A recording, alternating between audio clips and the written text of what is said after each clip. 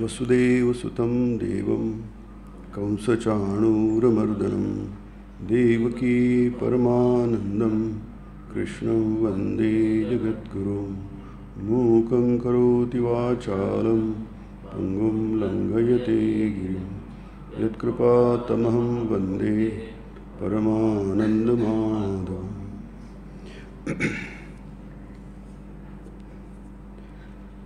भगवद्गीता आणि स्वामी विवेकानंदांनी प्रतिपादिलेला कर्मयोग,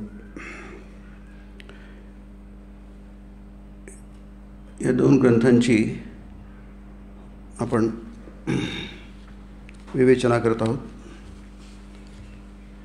त्यातले काही विचार घेऊन, जसं आपण नेहमी म्हणतो की भगवद्गीता हा एक अद्वितीय ग्रंथ आहे, एक तात्विक चिंतनाचा, जगामध्ये जेवढं काही व्यक्त झालेलं आहे, अभिव्यक्त झालेलं आहे तात्विक चिंतन, त्यामध्ये भगवद्गीतेचं स्थान प्रमुख आहे, सर्वोपरी आहे. कारण भगवद्गीतेमध्ये मुख्यतः तत्त्वाचं चिंतन आहे. या संपूर्ण ब्रह्मांडाच्या मागे, चराचर ब्रह्मांडांच्या मागे काय तत्त्व आहे आणि ते तत्त्व ची अनुभव आपल्याला कसा मिळेल. म्हणून हा जो पहिला अध्याय आहे स्वामींचा कर्मयोगाचा, 8 अध्याय आहेत, त्यातला पहिला अध्याय कर्म आणि त्याचा चारित्र्यावर प्रभाव.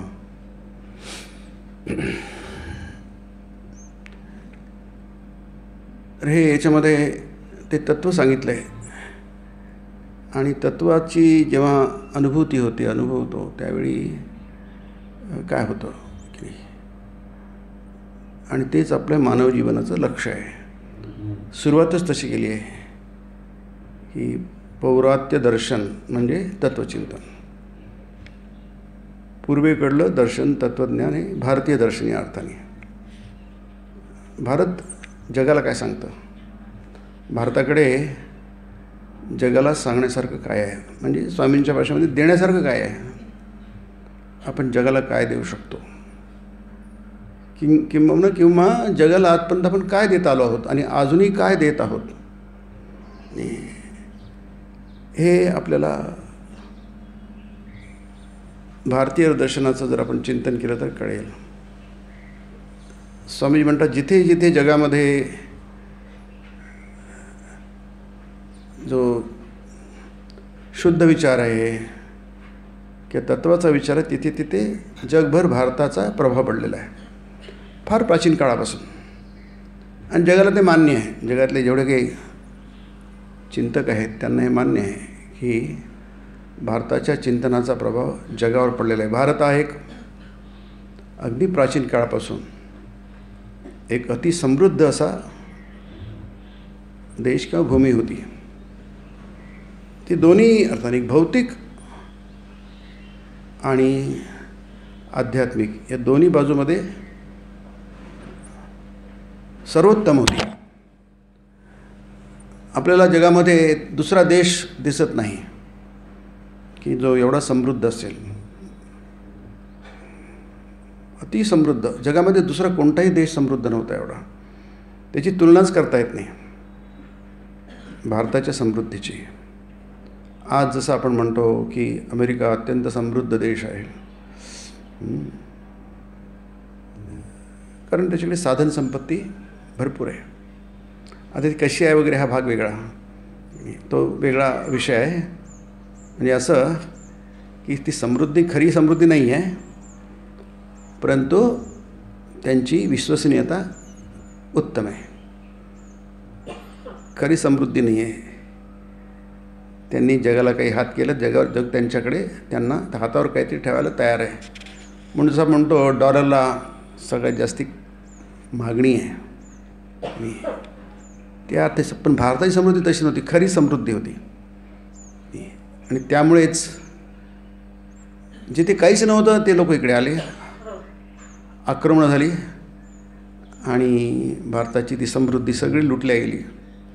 गेले 1500 वर्ष अगदी घासून पुसून साफ करून टाकलं भारताला. त्यानंतर मग युरोपियन लोक आले, पाश्चात्य लोक आले, ब्रिटिश, पोर्तुगाल वगैरे जे आले, सगळे फ्रेंच आले, आणि त्यांनी उरलेलं सगळंच काढून टाकलं, साफ करून टाकलं, अगदी काहीच राहिलं नाही भारताकडे. आणि जे काही भारताकडे जे आध्यात्मिक वैभव होतं ते वैभव पण नष्ट करण्याचा प्रयत्न केला, ती संस्कृती नष्ट करण्याचा प्रयत्न केला. हा सगळा इतिहास आहे. हा सगळा इतिहास आहे. भारताचा इतिहास फक्त काही 70 वर्षांचा किंवा 100 वर्षांचा किंवा 200-400 वर्षांचा, 500 वर्षाचा, 1000-2000 वर्षांचा नाही आहे, किंवा 5000 वर्षांचा नाही आहे. ज्ञात इतिहास म्हणतो आपण. ज्ञात इतिहास म्हणजे माहीत असलेला इतिहास हा सुद्धा महाभारत काळ 5000 वर्षांचा असं समजलं जातं. इसवी सनाच्या 3000 वर्ष तुम्ही पलीकडे जा. महाभारत युद्ध झालं तर 5000 वर्षांचा म्हणतो. त्याच्या कितीतरी आहे, म्हणजे जवळपास 14,000-15,000 वर्षांचा ज्ञात इतिहास आहे जो आपल्याला मांडता येतो असं आहे म्हणून. आणि तो इतिहास हा समृद्ध इतिहास आहे. एवढी समृद्धी विचारांची, चिंतनाची आणि भौतिक समृद्धी, हिंदी जरा सोने की चिडिया म्हणतो. म्हणजे भारताला जगाला देण्यासारखं, आणि भारत जगाला सतत देत आलेलं आहे, सगळ्याच प्रकारचं देत आलेलं आहे. आणि त्यामधलं सर्वात मूल्यवान जर कोणतं असेल तर ते आत्म्याचं चिंतन. स्वामींनी म्हटलं आहे सर्वात प्रथम आत्म्याचा शोध भारतातच लागला. हे जे विश्वव्यापी चैतन्य आहे हे भारतालाच प्रथम माहीत झालं, त्याचा शोध इथेच लागला. सगळे ऋषी भारताचे, वैदिक ऋषी हे महान संशोधक होते. आणि आपल्याला भौतिकशास्त्रामध्ये सुद्धा खूप संशोधक निघाले. प्रत्येक ज्ञानशाखेमध्ये सुश्रुत वगैरे आहे, भास्कराचार्य आहे, भट्ट आहे वगैरे, खूप लोक आहेत, त्यांची यादी खूप मोठी आहे. पण बऱ्याच कारणाने ते मागे पडलं. कारण आक्रमणं झाली, प्रचंड आक्रमणं झाली, प्रचंड काय झालं काय आपण त्याचं मोजमाप करणं कठीण आहे. आणि त्याच्यात फक्त एकच तग कसं सुंदर राहायचं, तग कसा धरायचा हे एकच फक्त भारतापुढे एक ध्येय होतं, उद्देश होता की कसं तग धरून राहायचं. कारण जे आघात झाले ते अतिशय कल्पनेच्या पलीकडले होते, आपण त्याची कल्पनाच करू शकत नाही. त्यातून हे सगळं टिकून राहिलं म्हणून हे अक्षय ज्ञान आहे. गीतेमध्ये जे विचार आहेत ते अक्षय आहेत. कारण काळाच्या ओघामध्ये ह्या सगळ्या आघातांच्या माऱ्यापुढे काही टिकू शकत नाही, पण हे टिकलं. आणि ह्यांनीच आपल्या भारताला टिकवलं, या विचारांनीच भारताला टिकवलं. अजूनही आपल्याकडे देण्यासारखं खूप आहे.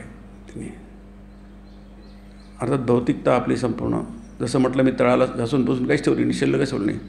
आता त्या आपल्याला त्या जसं राखेतून फिनिक्स पक्षी उठतो, राखेतून काय जिवंत होत काही नाही, तिथून तो उठतो, तसंच आपण भारत पुन्हा उठण्याचा प्रयत्न करतो आहे. त्या राखेतून पुन्हा उठण्याचा प्रयत्न करतो आहे मी. आणि त्याचा आधार काय आहे? त्याचा आधार हाच आहे. म्हणून स्वामीजी म्हणतात भारताला मरण नाही.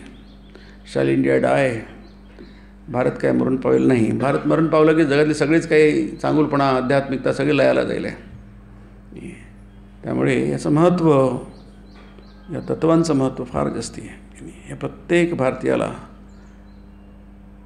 आबालवृद्धांनाही माहीत पाहिजे, तरुणांना माहीत पाहिजे, सगळ्यांना माहीत पाहिजे आपण किती श्रीमंत आहोत, किती समृद्ध आहोत. आपण भारतीय विचारधारा इतकी अत्यंत समृद्ध आहे. अजून जगाला तिथे पोचायचंच नाही, म्हणजे खूप वेळ लागेल पोचायला. तिथे आधी आपण अजून पोचलेलोच आहे.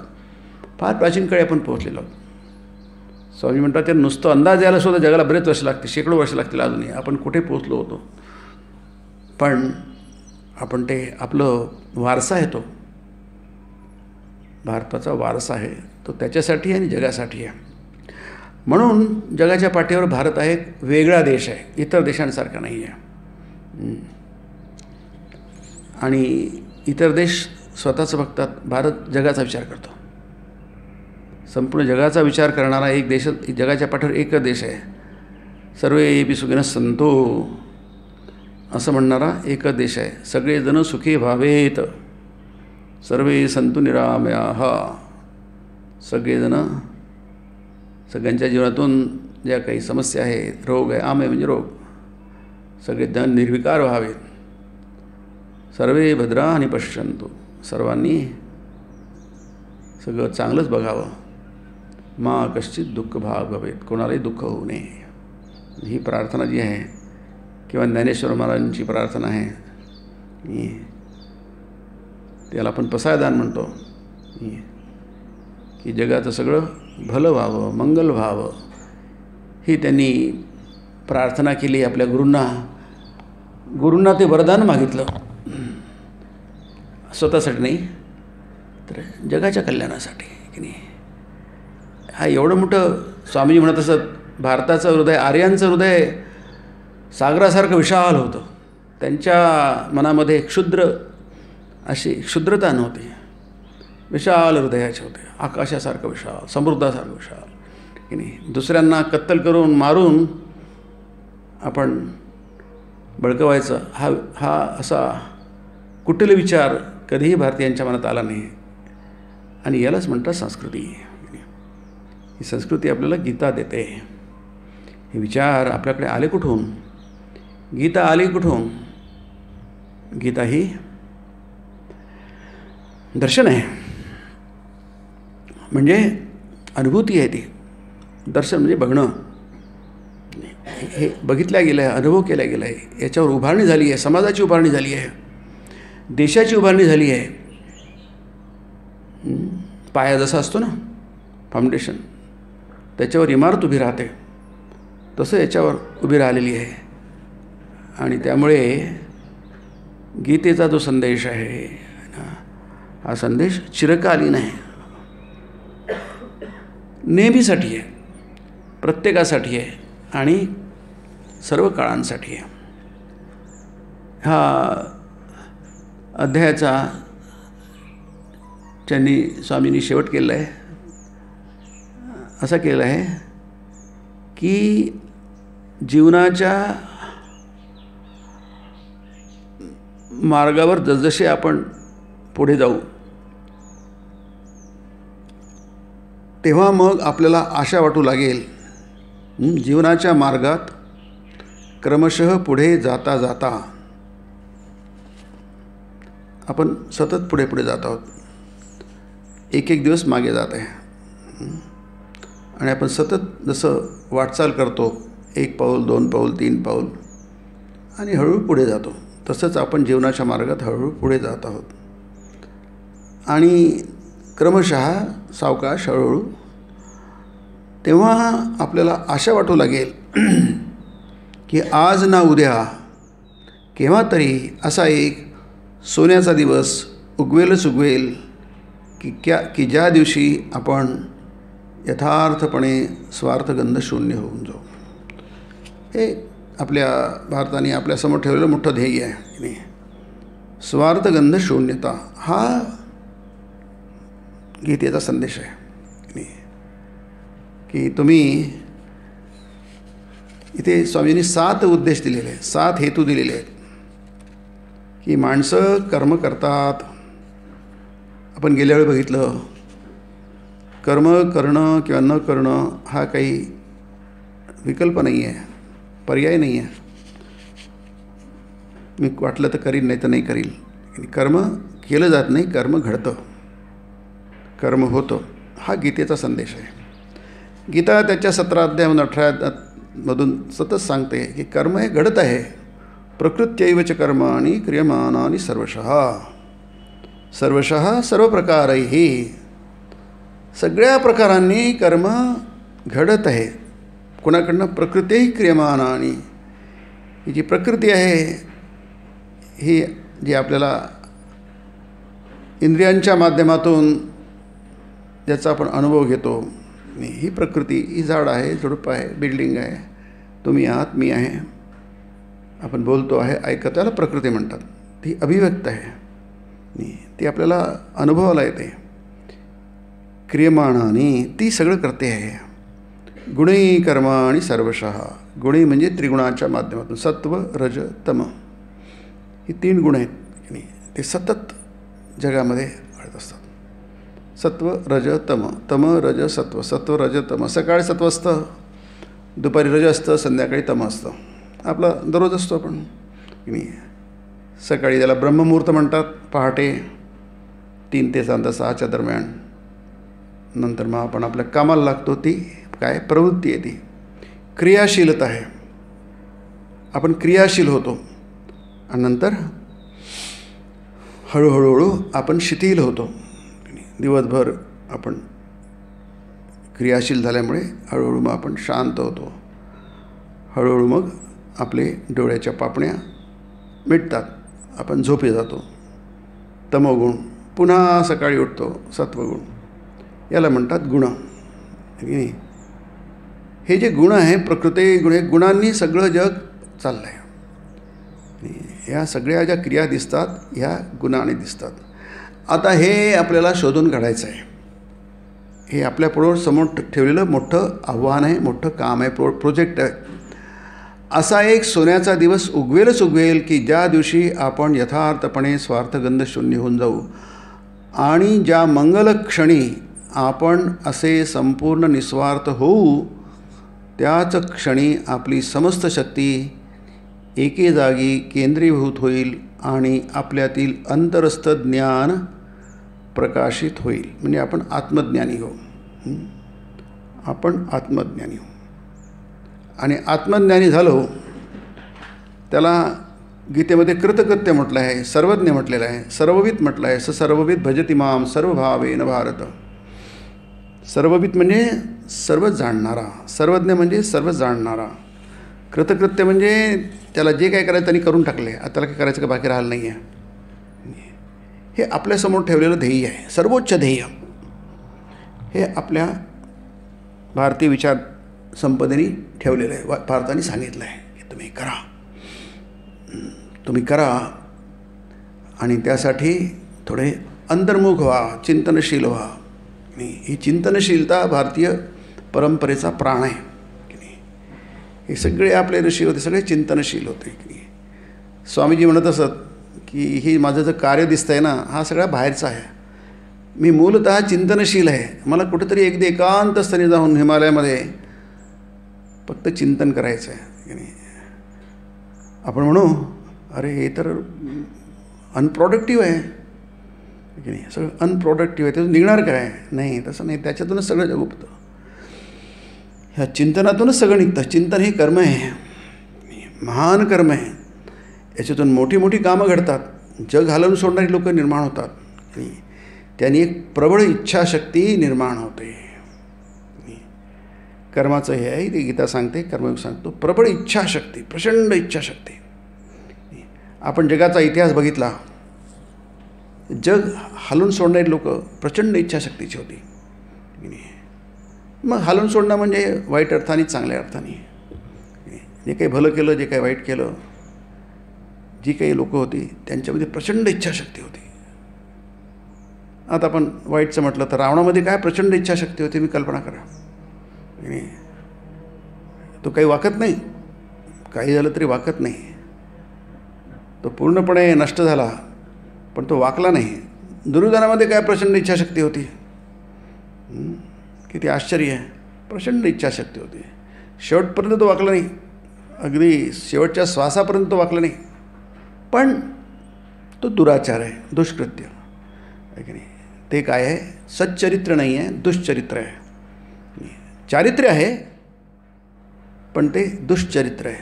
हिंदीमध्ये चारित्र्य शब्द नाही आहे, हिंदीमध्ये चरित्र शब्द आहे. आपण ज्याला चारित्र्य म्हणतो मराठीमध्ये, हिंदीमध्ये चारित्र्य नावाचा शब्द नाही आहे, चरित्रच त्याला म्हणतात. चरित्र म्हणजे कॅरेक्टर, आपण ज्याला कॅरेक्टर म्हणतो आहे की नाही. हे जे कॅरेक्टर आहे, प्रचंड इच्छाशक्तीची, प्रचंड काहीतरी करू शकणारी माणसं जगामध्ये उत्पन्न होतात. ती इच्छाशक्ती येते कुठून येते? सगळ्यांमध्येच का आढळत नाही ती? काही लोकांमध्येच की प्रचंड प्रमाणात का आढळते. फक्त रावण आणि दुर्योधनाचं मी एक उदाहरण म्हणून घेतलं आहे. अशी खूप लोक असतात. अलीकडे आपल्याला जास्त येता येत नाही कारण तो विवादाचा विषय असतो म्हणून की नाही. ते रामायण महाभारत ठीक आहे आणि रामामध्ये प्रचंड इच्छाशक्ती होती आहे की नाही. रामामध्ये प्रचंड इच्छाशक्ती होती, म्हणूनच राम एवढा पूजेला जातो. कृष्णामध्ये प्रचंड इच्छाशक्ती होती म्हणून तेवढं अद्भुत काहीतरी करू शकला नाही. नाहीतर वरचेवर सगळी कार्य करणं आणि ते सगळं यशस्वीपणे करणं फार कठीण असतं. काही करतो आपण, काही बरं होतात, काही बरंचसं चुकतं, बरंचसं हुकतं आणि पण तसं नाही झालं त्यांच्या बाबतीमध्ये. कारण ती प्रबळ इच्छाशक्तीची माणसं होती आणि ते सगळं कर्मातून होत असतं. असं इथे आपल्याला ग्रंथात सांगितले कर्मयोगामध्ये. गीताही तेच सांगते. प्रत्येक माणसामध्ये ती प्रबळ इच्छाशक्ती असते आणि त्यानेच माणसाचा तरतम वरखाली होत असतो. ज्यांच्यामध्ये जितकी इच्छाशक्ती जास्ती तितका तो श्रेष्ठ असतो आणि तेवढा तो नावारूपाला येतो. नावारूपाला येणं काही महत्त्वाचं नाही आहे, पण तेवढंच ते जगाचं म्हणजे काहीतरी हित साधू शकतो, काहीतरी मोठं काम करून जाऊ शकतो. अशी प्रचंड इच्छाशक्तीची माणसं निर्माण झाली आहे जगामध्ये, अजूनही आहेत आणि पुढे पण होतील.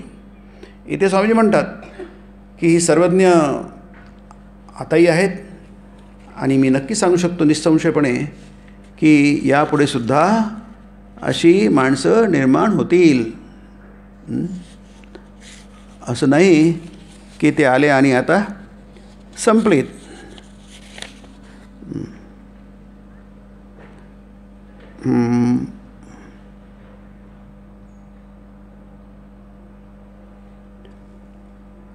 आपण गेल्या माणसाला आयुष्यात जेवढ्या म्हणून शक्तींना हाताळावी लागते त्यांपैकी मानवी चारित्र्य घडवणारी कर्मशक्ती हीच सर्वांपेक्षा अधिक प्रबळ होय. आपण अलीकडलं जर उदाहरण बघितलं, इथे आहे बघा, ज्या माणसामधून हे आवरण क्रमशः निघून जात आहे तो इतरांच्या मनाने अधिक ज्ञानी, ज्याच्यामध्ये ते आवरण अतिशय दाट तो अज्ञानी म्हणजे रावण किंवा दुर्योधन, आणि ज्या माणसामधून ते अजिबात दूर झालेले असते तो सर्वज्ञ पुरुष होय. तो सर्वज्ञ पुरुष म्हणजे सर्व आणि ज्ञ जाणणारा, वित म्हणजे जाणणं, सर्व काही जाणणारा. त्याच्यापासून अज्ञात असं काही राहत नाही. स्वामीजी म्हणते एका ठिकाणी त्याच्यासमोर पृथ्वी आपलं संपूर्ण स्वरूप उघडं करते की नाही. मुंडकामध्ये आहे ते की सगळं ते ओपन होतं. पृथ्वी तुम्हाला तुमची रहस्य सांगायला तयार आहे, पण ती कशी रहस्य उलगडायची ते आपल्याला माहीत नाही, ते ज्ञान आपल्याकडे नाही आहे. प्राचीन काली असे सर्वज्ञ पुरुष होऊन गेले आहेत, यात काहीच संशय नाही. आताही असतील असा माझा ठाम विश्वास आहे आणि भविष्यकाळीही असे असंख्य सर्वज्ञ पुरुष जन्मास येतील. हे फार वाक्य महत्त्वाचं आहे की नाही. म्हणजे जग आता रसा तळाला चाललं आहे आणि जगाचं काय आता सांगता येत नाही पुढे काय होईल असं विषय काही नाही आहे की नाही. हे जग टिकलं आहे ह्या महान लोकांच्या सामर्थ्यावर, इच्छाशक्तीवर. असे प्रचंड इच्छाशक्तीची माणसं असतात, जगात येतात, त्यांना आपण अवतार वगैरे म्हणतो. म्हणून शिवाजी महाराज काही संत वगैरे नव्हते, पण त्यांना अवतारी पुरुष समजलं जातं नाही. त्यांची जी रायगडाला ही जी आहे काय म्हणतात सिंहासनची जागा आहे, तिथे लोक ते नाणी ठोकतात नवस फेडायला म्हणून. म्हणजे त्यांना अवतारी पुरुष म्हणतात. याचं कारण काय, जी प्रचंड इच्छाशक्ती आहे ती त्यांनी प्रकट केली आपल्या जीवनातून आणि ती आपल्याला दिसते. चारित्र्य हे सगळ्या याची यशाची गुरुकिल्ली आहे. आपण जर त्याच्याकडे लक्ष दिलं तर मग इतर गोष्टींकडे आपल्याला लक्ष दिलं नाही चालेल. म्हणून स्वामीजी चारित्र्य संपन्न व्हा. हे चारित्रच सगळ्या यशाचं गमक आहे. म्हणून कर्म आणि त्याचा चारित्र्यावर प्रभाव. कल्पना करा की अर्जुन हा आहे, रथावर बसला आहे, उत्साह आहे, त्याला युद्ध करायचं आहे, सगळ्या शत्रूंना मारायचं आहे, त्याला जिंकायचं आहे आणि शत्रूंवर मात करून आपलं गमावलेलं सगळं पुन्हा परत घ्यायचं आहे. अशा आवेशाने तो रणांगणावर आला. पण झालं भलतंच, नेमकं उलटं झालं आणि ते कसं झालं काही समजत नाही. अचानक त्यालाच गीतेमध्ये मोह म्हटलेलं आहे. अचानक काय ते झालं. आता कल्पना करा तिथे कृष्ण नसता, त्याच्या रथावर सारथी म्हणून कृष्ण नसता. आता सारथी हा एक अत्यंत सामान्य असं पद आहे. ते आपण ज्याला ड्रायव्हर, मोठ्या माणसांकडे ड्रायव्हर असतात, शोफर असतात. तो ड्रायव्हर असतो, त्याचं काम काय, गाडी काढणं, दार उघडणं, मालकाला बसवून गाडी नेमणं, मग दुसरं काही नाही. त्याचा रोल काही नाही, दुसरी भूमिका त्याला काही नसते. तेवढंच फक्त असते, फक्त चालवणं. त्याला काही अक्कल असते जास्तीची. त्याला राजकारण समजतं, त्याला समाजकारण समजतं, त्याला अमुक समजतं, समूक समजतं, अध्यात्म समजतं, काही नाही आहे. त्याला काही समजत नाही, त्याला फक्त गाडी चालवणं समजतं. त्याला ड्रायव्हिंग येतं, बाकी काही येत नाही. त्याचं तेवढीच भूमिका आहे. आणि कृष्णाच्या जागी जर दुसरा कोणी साधा ड्रायव्हर असता, तिथे दुसरा कोणी सारथी असता, कारण इतके रथ आहे तिथे, हजारो रथ आहेत तिथे, प्रत्येकाचा सारथी आहे, प्रत्येकाला आहे. त्यामुळे सारथी काही फार मोठी गोष्ट नाही आहे. पण प्रत्येक रथाला सारथी लागतो. आणि जर योद्धा असतो तो युद्ध करतो, सारथी आपलं वाहन हाकतो, रथ हाकतो, एवढंच, बाकी काही नाही आहे. आता अर्जुनासारख्या मुख्य योद्ध्याला जेव्हा असा मोह होतो आणि तो म्हणतो न योत्से, मी लढणार नाही, न योत्से इति गोविंदम उक्त्वा तूष्णीम बभूव. हे कृष्णा, मी लढणार नाही असं म्हणतो आणि चुप राहतो. आता काही बोलणं त्याचं बंद होतं, काहीच बोलत नाही तो. तमवाच ऋषिकेश वगैरे आहे. त्याच्यानंतर मग त्याला ऋषिकेश म्हणजे कृष्ण उपदेश देतो. असा याचा ग्रंथाचा प्रारंभ आहे. आता तुम्ही कल्पना करा की तिथे कोणी दुसरा कोणी असता, तो कर्मधर्म संयोगाने तिथे कृष्ण हा सारथी आहे. कर्मधर्म संयोगाने झाले तर सारथी काय इतरांच्या रथावर कुठं दुसरं कृष्णासारखं सारथी कुठे आहे? सगळे त्यांचे नेहमीचे सारथी असतील जे असतील ते, कोणी जे असतील ते. सारथी म्हणजे घोडा हाकलणारा ड्रायव्हर, बस, बाकी दुसरं काही नाही. म्हणून महाभारतामध्ये 2 मोठे सारथी आहेत. एक शल्य आहे, जो पांडवांचा मामा, माद्री हे नकुल सहदेव हे भाचे त्या शल्याचे, माद्री आणि माद्रीपुत्र हे दोघंजणं. तर हे काय मामा आहे, कोण, शल्य. हा शल्यसुद्धा एक नावाजलेला सारथी आहे महाभारत युद्धामध्ये. तो राजा आहे. कृष्णसुद्धा फार मोठं त्याचं स्थान आहे, सामाजिक स्थान खूप मोठं आहे. पण असं एक साधं काम करणारे दोघंच आहेत महाभारतामध्ये. एक शल्य आहे आणि कृष्ण आहे. दोघे नावाजलेले सारथी आहेत. सारथी म्हणजे अश्वविद्या माहीत पाहिजे, त्याला घोड्याचं शास्त्र माहीत पाहिजे, तरच तो घोडे हाकू शकतो, तर तो सारथी होऊ शकतो. तिसरा आणखी एक सारथी आहे, संजय आहे. आता हा संजय आहे, हा सुद्धा सारथी आहे, पण हा ज्ञानी आहे. संजय गवलगुण ऋषीचा पुत्र आहे, तो ज्ञानी आहे. म्हणजे महाभारतामध्ये महत्त्वाच्या पात्रामध्ये उत्तम माते संजय येतो. फार मोठा माणूस आहे संजय. संजय आहे, विदुर आहे, फार मोठी माणसं आहेत, महत्त्वाची पात्र आहेत महाभारतामध्ये. संजय हा ड्रायव्हर आहे. शल्य आहे, शल्य हा अभिषेक झालेला राजा आहे. कृष्ण साक्षात परमात्मा आहे, पण अतिशय हलकं काम करतात. ज्याचं काहीच समाजामध्ये, ज्याला काहीच प्रतिष्ठा नाही आहे, असं काम ते करतात. कोण, कृष्ण आहे, शल्य आहे आणि संजय आहे. पण त्यांनी त्यांची प्रतिष्ठा कमी होत नाही, काहीच होत नाही. उलट त्यामुळे त्यांची प्रतिष्ठा वाढलेली आहे. संजयाची प्रतिष्ठा वाढलेली आहे, शल्य तर वेगळंच प्रकरण आहे. शल्याने काय फक्त घोडेच हाकले नाही, त्याने दुसरं बरंच काही केलं. आणि तो नाही तर सारथी नव्हताच. तो म्हणाला की त्याला राग आला खूप. जेव्हा दुर्योधनाने म्हटलं की तू कर्णाचा सारथी हो, त्याला प्रचंड राग आला. तो म्हणतो, काय तुला काय डोकं तुझं आहे काय? मी राजा आहे आणि तुम्हाला हे सारथीचं काम करायला सांगतोस. मी जातो आता, मला इथे लढायचंच नाही. इथे मी चूक केली इथे येऊन. दुर्योधन त्याला शांत करतो आणि त्याच्याकडून कबूल करून घेतो ते काम, शल्याचं म्हणजे सारथी करायचं काम. कृष्णाने जर त्याला तिथे थांबवलं नसतं आणि त्याला सांगितलं नसतं, त्याची कानउघाडणी नसती केली, त्याला क्लीब म्हटलं नसतं, नामर्द म्हटलं नसतं, दुर्बल म्हटलं, क्षुद्रम हृदय दौर्बल्यम त्यक्त्वा उत्तिष्ठ परंत, हे सोडून दे, तू महामूर्ख आहेस. त्याची इतकी कानउघाडणी, कडक शब्दामध्ये कानउघाडणी केली. इतकी कडक शब्दामध्ये कानउघाडणी कोणी सारथी करू शकतो? शक्यच नाही आहे, कल्पना केली जाऊ शकत नाही. पण ती कृष्णाने केली.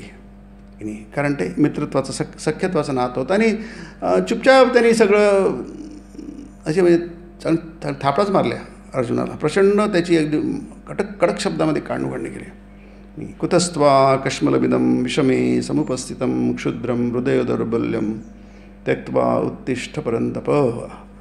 फार कडक शब्दाची आहे ते.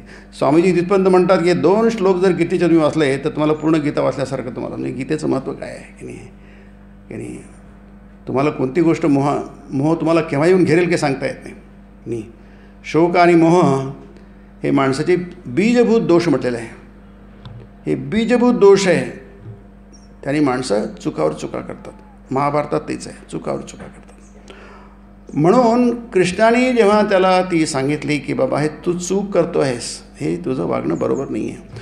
तुला जे वाटतं बरोबर आहे ते चूक आहे, तुला वाटतं की जे चूक नाही आहे ते बरोबर आहे. तुला जे वाटतं की युद्ध करणं वाईट आहे ते तुझं चुकतं आहे की नाही. आणि मी म्हणतो युद्ध तू करायला पाहिजे, ते योग्य आहे तुझ्या दृष्टीने. त्यालाच म्हणतं कर्म म्हणतात त्याला की नाही. ते कर्म कशासाठी करायचे? तू ह्या मार्गाने जा, तुला ते इथे म्हटलं आहे. आणि ज्या मंगलक्षणी आपण असे संपूर्ण निस्वार्थ होऊन जाऊ की नाही, तर हा गीतेचा उपदेश आहे की आपल्याला हे आपला हेतू काय असतो कर्म करण्यामधला. हे हेतू फार महत्त्वाचे आहे. तुम्ही पक्के लक्षात ठेवायला हवे की समस्त कर्मांचा उद्देश मनामध्ये, मी कर्म उतारा वाचतोय, मनामध्ये जी शक्ती पूर्वीपासूनच वसत आहे तिला प्रकट करणे, आत्म्याला जागृत करणे हाच होय. पूर्ण शक्ती आणि पूर्ण ज्ञान प्रत्येकाच्याच अंतर्यामी वास करीत असतात आणि ही सारी भिन्न भिन्न कर्मे म्हणजे जणू काही त्यांना प्रकट करण्यासाठी, त्यांना जागे करण्यासाठी केलेले आघातच होत. जसं लोखंडावर तुम्ही किंवा जो ऐरण असते लोखंडाच्याकडे, त्याच्यावर जर घण आदळला तर ठिणग्या उडतात, खूप ठिणग्या उडतात. म्हणजे आघात केल्यावर अशी ती काहीतरी प्रकट होतं, ते प्रकटीकरण आहे. तसंच आपण कर्म करू योग्य प्रकारे आणि योग्य कर्म योग्य प्रकारे केली तर त्याच्यातून काय प्रकट होतं? त्याच्यातून आपण आपली अंतस्थ शक्ती जागृत होते. आणि याचं हे शोकशास्त्र आहे.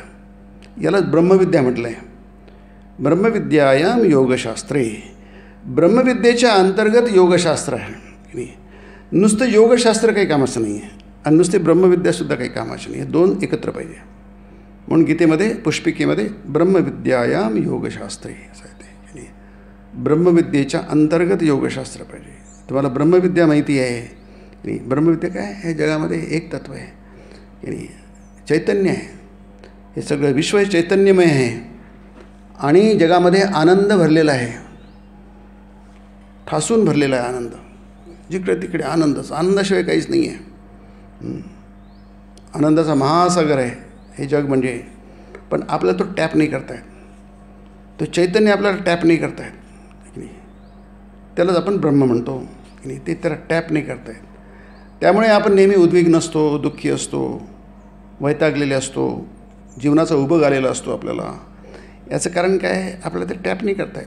जसं श्रीरामकृष्ण म्हणतात ही अरे फार सोपी आहे, हे काय खूप काही सोनं पडलेलं आहे, त्याच्यावर फक्त टोपल्यावर माती पडलेली आहे, दुसरं काही नाही आहे. तुम्ही माती झाडवा, तुम्हाला ती खाली तिथे प्रचंड धन मिळेल तुम्हाला. म्हणजे तेवढं अंतस्थ आपल्याकडे जे आहे ज्ञान आहे, पूर्वीपासूनच जी शक्ती आहे आणि पूर्ण ज्ञान आपल्या अंतर्यामी वास करीत असतात. आपल्यामध्ये ते आहे, त्याला फक्त प्रकट करा, त्याला अभिव्यक्त करा. आणि त्यासाठी पद्धत आहे.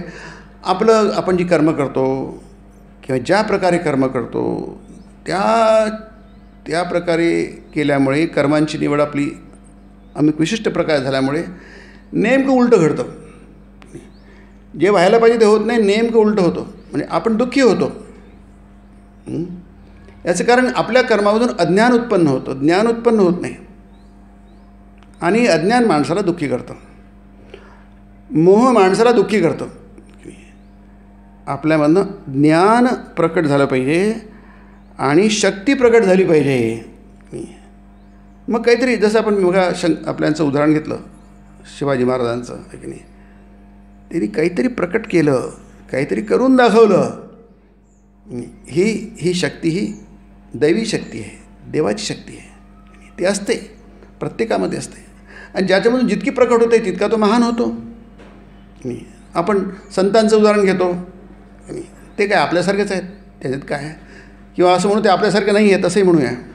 आपण थोडं सुशिक्षित आहोत, काहीतरी गेलो आहे, शाळा कॉलेजांमध्ये गेलो आहे, विद्यापीठात गेलेलो आहे. कुठे काही लोक परदेशामध्ये जातात, कारण इथले विद्यापीठं त्यांना काही पुरेसे नसतात, मग विदेशातले विद्यापीठात जातात, ते तिथे शिकतात, आणखी शिकतात. ठीक आहे. असं करता करता ते आपली योग्यता वाढवतात. आणि असं ज्याला जे जमतं तो करतो, हे नेहमीच आहे. पण हे करत असताना इथे जे म्हटलं आहे की परंतु गोष्ट अशी आहे की हे सारे खरे असले तरी देखील शक्तीचा अपव्यय नावाची एक गोष्ट अस्तित्वात आहे, हे सुद्धा डोळ्याआड करून कसे चालेल. कर्म कसे करीत असतात हे शिकण्याची वस्तुतः काय आवश्यकता आहे. जगातील प्रत्येकजण कोणत्या ना कोणत्या तरी प्रकारे कर्म करीत आहे ना, असा प्रश्न आपण करू शकतो. आपण सगळेच कर्म करतो की, सकाळपासून झोपेपर्यंत आपण सगळं कर्म करतो की. मग पुन्हा तुम्हाला कर्माविषयी तुम्ही आणखी काय सांगणार आम्हाला. ते म्हणतात ठीक आहे, कबूल, आम्हाला मान्य आहे तुम्ही म्हणता ते. परंतु गोष्ट अशी आहे की हे सारे खरे असले तरी देखील शक्तीचा अपव्यय नावाची गोष्ट अस्तित्वात आहे, हे सुद्धा डोळ्याआड करून कसे चालेल. डिसिपेशन ऑफ एनर्जी त्यांनी म्हटलं आहे. हे डोळ्याआड करून कसं चालेल. आपण इतकी कर्म करतो, जन्मभर करतो, शेवटच्या श्वासापर्यंत करतो, मिळतं काय आपल्याला. फारच अल्प मिळतं. कधी तर पुष्कळदा तर लोक, म्हणजे पुष्कळदा म्हणजे काय, बहुतांशी लोक असफल असतात, अपयशी असतात. आपले संत अपयशी नाहीत बरं. ते कुठे विद्यापीठात गेले, त्यांनी काय धन कमावलं, त्यांनी काय घरं बांधले, त्यांनी काय केलं, काहीच नाही केलं, पण ते यशस्वी आहेत. ते हे आपल्याला कर्मयोग सांगतो. इथलं गीता सांगते आपलं, ते प्रचंड यशस्वी आहेत. त्यांच्या यशापुढे आपण जे काय करतो काहीच नाही. म्हणून आपण दर्शन घ्यायला त्यांच्या जातो, समाधीकडे जातो, त्यांच्या मंदिरात जातो, त्यांचं दर्शन घेतो. आता तुमचा पंढरपूरचा पांडुरंग किती यशस्वी आहे, कल्पना करा. त्याचं नुसतं थोडंसं दर्शन घ्यायला 2 सेकंदात लोक वेळेसारखे रांगा लावतात, घंटे उभे राहतात, तासनतास उभे राहतात. ते यश आहे की नाही. उगाच कोणाचे दर्शन घ्यायला जात नाही. तुमची ही देवी आहे इथली कोल्हापूरची, तुळजापूरची देवी आहे, किती गर्दी असते तिथे. लोक तासनतास उभे राहतात. मोठ्या मुश्किलीने थोडंसं दर्शन होतं. तेवढं दर्शन झालं की आपलं वाटतं धन्य आहोत आपण. हे यश आहे की नाही. आता ती देवी होती की नाही, तुळजापूर म्हणजे काय आणि काय, त्याचं काय ते जास्त तुम्हाला समजणार नाही ते की नाही. त्याच्या खोलात जाण्याची गरज नाही आहे. पण लोकांची तर त्यांना माहिती नाही, जायला पाहिजे, दर्शन घ्यायला पाहिजे, रांगा लावायला पाहिजे आणि विशेष परवाच्या ठिकाणी आणखी जायला पाहिजे. याचं कारण काय. याचं कारण आपण पण करतो ते त्यांनी केलं नाही आहे, किंवा ते करून त्याच्यासुद्धा आणखी काहीतरी वेगळं केलं आहे. हे आपल्याला याला म्हणतात यश, याला म्हणतात कृतकृत्यता. म्हणजे माणसाची पारख कशी करायची. कारण शेवटी काय आहे, जगात सगळंच आहे ते तुम्ही त्यातून किती टाईप करता. जसं आपल्याकडे हा मोबाईल आहे की नाही, तुम्हाला जे पाहिजे तुम्ही ते गुगलमध्ये टाकलं, तुम्ही टाईप केलं तुम्हाला जगातलं सगळं काही तुम्हाला इथे मिळेल ना, उपलब्ध आहे. सगळं ज्ञान उपलब्ध, सगळं इन्फॉर्मेशन याच्यात उपलब्ध आहे. तुम्ही फक्त ते करा आणि तुम्हाला ते पटकन सांगेल हां ठीक आहे भारतात किती हे झालेत, भारतरत्न किती आहेत, तुम्ही त्याला सांगा ते भारतरत्न सांगतील. तुमच्या महाराष्ट्रात किती झाले भारतरत्न ते भारत सांग तुम्हाला सगळं सांगेल. ते जी माहिती पाहिजे ती माहिती पाहिजे. म्हणजे सगळं काही आहे, पण तुम्ही तुमच्याला किती वापरता. या जगामध्ये सगळं आनंद आहे, सगळं चैतन्य आहे, सगळं सच्चिदानंद ब्रह्माचं स्वरूप आहे, सच्चित सुखस्वरूप आहे. ते तुम्ही किती टाईप करता, तुम्ही तुमच्यासाठी किती करता, त्याला किती घेता, आणि मुख्य म्हणजे त्याचा तुम्ही उपयोग काय करता की नाही, त्याचा उपयोग काय करता. रावणाने सगळं जगात केलं, म्हणजे एक रावणाचं उदाहरण आहे रामायणामधलं, अद्भुत आहे. तसं दुर्योधनाने तोच प्रयत्न केला. दुर्योधनाने त्याने सगळं आपल्याकडे पाहिजे, त्याला म्हणतात, इथे म्हटलं आहे स्वामीजींनी, हा केंद्र आहे, मनुष्य हा केंद्र आहे, आणि केंद्राभोवती सगळं काही तो गोळा करतो, सगळे करतो. पण कशासाठी करतो तो, त्याचा मागचा उद्देश काय आहे, हेतू काय आहे, त्यावर त्याच माणसाचं चारित्र्य ठरत असतं. श्रीकृष्ण हा एवढा महान का, राम हा एवढा महान का, शिवाजी महाराज एवढे महान का, विवेकानंद एवढे महान का आहे. त्यांच्याकडे भौतिक काही नव्हतं, स्वामींचं शिक्षण पण जास्त आलं नव्हतं. ते लॉ शिकायला गेले पण त्यांना सोडून द्यावं लागलं, घरची परिस्थिती फार खराब झाली, घरी अन्न नाही आहे, सगळे भुकेले आहेत, आई बहिणी वडील गेले अचानक. तरी ते म्हणतात की मी या जगात आलो काय फक्त एक कुटुंब पालन पोषण करायला आलो नाही आहे की नाही. समर्थ म्हणतात चिंता करतो विश्वाची, म्हणजे आपण सगळं असं स्वतःचं बघतो, सकाळी बघतो, दुपारी बघतो, रात्री बघतो, आणि ते दुसरंच काहीतरी विचार करतात. याचं कारण काय आहे, कारण आपण ज्याप्रमाणे विचार करतो त्याप्रमाणे ते विचार करत नाही, आणि म्हणून ते महान आहे, आणि म्हणून ते यशस्वी आहेत, आणि त्यांनी ते करून दाखवलेलं आहे की नाही. आणि म्हणून सर्वसामान्य माणसाच्या दृष्टीने आपण कदाचित तेवढे होऊ शकणार नाही. ते सगळे अवतारी पुरुष असतात, परंतु ते आपल्यासमोर मॉडेल आहेत, रोल मॉडेल्स आहेत. ते की ते डोळ्यासमोर ठेवा, तुमचे रोल मॉडेल्स ते आहेत. यशस्वी लोक तुमचे रोल मॉडेल्स आहेत, चारित्र्यवान आहे. म्हणून तुमच्या खोलीमध्ये फोटो लावताना किंवा कॅलेंडर लावताना तुमचं रोल मॉडेल काय बघा, कोण काही लावू शकत, तुमचं स्वातंत्र्य आहे ते की नाही. पण जसं तुम्ही ठेवाल तसं तुम्ही व्हाल. तुमच्या घरी कोणती पुस्तकं आहेत, तुमच्या घरी कोणती फोटो आहेत, तुमचे मित्र कोण आहेत, तुमची चर्चा कोणत्या विषयावर होते, यावर तुमचं व्यक्तिमत्व अवलंबून आहे. ते सर्वात महत्त्वाचं आहे. आणि आपल्याला गीता आणि हेच सांगतं आहे, तुमच्या डोळ्यासमोर तुम्ही काय ठेवता आहात, तुमच्या दृष्टीसमोर कोणतं मॉडेल आहे, काही असू शकतं, तुमचा चॉईस आहे तो की नाही. परंतु तुम्हाला जे निवडायचं आहे, जे तुम्ही रोल मॉडेल निवडता, ते रोल मॉडेल निवडण्यामध्ये जर तुम्ही चूक केली तर त्याचा परिणाम मात्र तुम्हाला भयंकर होईल, आणि बरोबर केलं तर त्याचा परिणाम पण उत्तम होईल. एक उदाहरण म्हणजे कर्णाने निवडण्यात चूक केली. कर्णाने आपलं रोल मॉडेल दुर्योधनाला निवडलं, महाभारतात आहे, स्पष्ट आहे ते. आणि पुढे काय झालं मला माहिती आहे, दुर्योधनाने जेवढे अपराध नाही केले, जेवढा वाईट वागला नाही, तेवढा कर्ण वागला की नाही. म्हणजे तिथे जर चूक झाली तर ती चूक अतिशय महागात पडू शकते आणि संपूर्ण जीवन हे उद्ध्वस्त होऊ शकतं. म्हणून इथे गीता आणि हे सांगतं आपल्याला, अर्जुन ती चूक करत होता, अर्जुन ती चूक करत होता, आणि कृष्ण जर तिथे नसता तर मग काय झालं असं तुम्ही कल्पना करू शकता. ते दुसरा कोणता सारथी समजा तिथे असता कृष्णाच्या जागी, कारण शेवटी सारथी आहे ते ड्रायव्हरचे असतं. गाडीमध्ये कोणी बसू शकतं, कोणी गाडी चालवू शकतं, तिथे तो अमुकच सारथी पाहिजे, अमुकच ड्रायव्हर पाहिजे असं काही नाही, कोणी चालू शकतं, त्याला फक्त किल्ली पाहिजे. ज्याला ड्रायव्हिंग येतं तो कोणती गाडी चालवू शकतो. तिथे समजा कृष्ण नसता, आम्ही तुला म्हटलं की कृष्ण काही सारथी म्हणजे फार मोठं काम नाही आहे, फार ऑर्डनरी काम आहे, ते ऑर्डनरी पद आहे ते.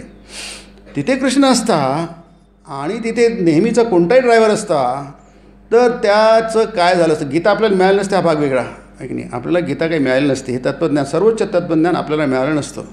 हा एक भाग झाला. परंतु अर्जुन हा काय झाला असता, एक जसं गीतेमध्ये म्हटलेलं आहे नाही की अवाच्य वादांश बहून वदिष्यन्ति तवा हिताः निंदन्ति तव सामर्थ्यम ततो दुःखतरम नु किम. अरे अर्जुना, याच्याविषयी मोठं दुःख काय असू शकतं की नाही. निंदन्तं तव सामर्थ्यम, तुझ्या सामर्थ्याची निंदा होईले. अवाच्य वादांच बहुंच वदिष्यंती तवा हिता. तुझ्या अहितावर टेपलेले लोक आहेत, तुझ्याशी शत्रू असे वागणारे लोक आहेत, आणि ते अतिशय ऑर्डिनरी लोक आहेत, अतिशय साधारण लोक आहेत. ते तुझी निंदा करतील. त्यांना तो निंदा करण्याचा अधिकार त्यांना तू देतोयस. तू एवढा महान आहेस, अतिशय आलतू फालतू लोक तुझी निंदा करतील.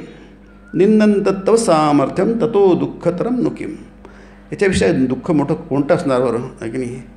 हतो वा प्राप्स्यसि स्वर्गम जित्वा वा भोक्षसे महिम.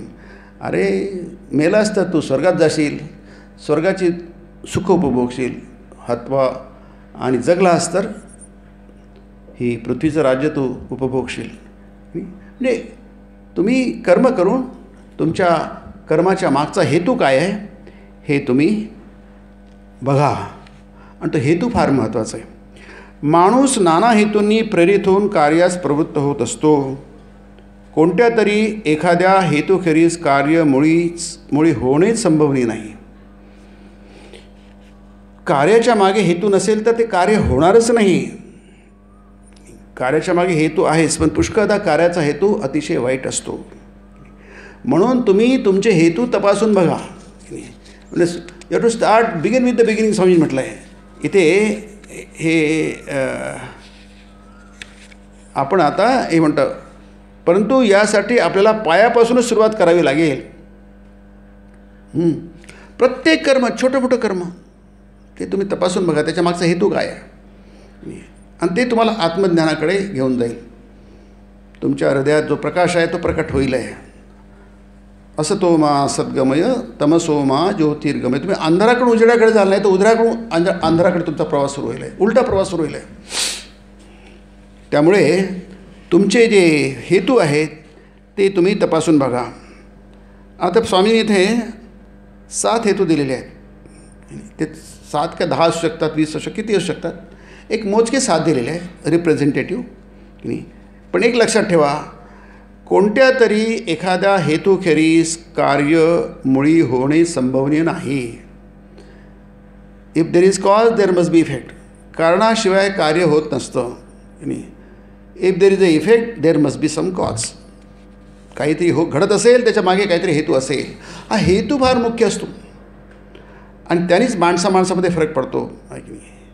महाभारतामध्ये इतके पात्र आहेत, खूप पात्र आहे. मुख्य पात्र 17-18 पात्र आहेत, मुख्य पात्र आहेत. बाकीचे गौण पात्र खूप आहेत. त्या प्रत्येकाच्या कार्यामागे हेतू आहेत. महाभारताचं तेच वैभव आहे, तेच सौंदर्य आहे बघा.